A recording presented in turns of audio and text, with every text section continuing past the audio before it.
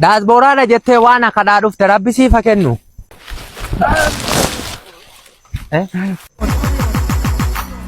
يلا يلا يلا يلا يلا يلا يلا يلا Abbaatama. Rabbi siif haa kennu. Abbaatama. Rabbi siif haa kennu gurbaa. Isaa fi miti bu'aan abbaatama na dhagaa. Nageessanu abbaatama.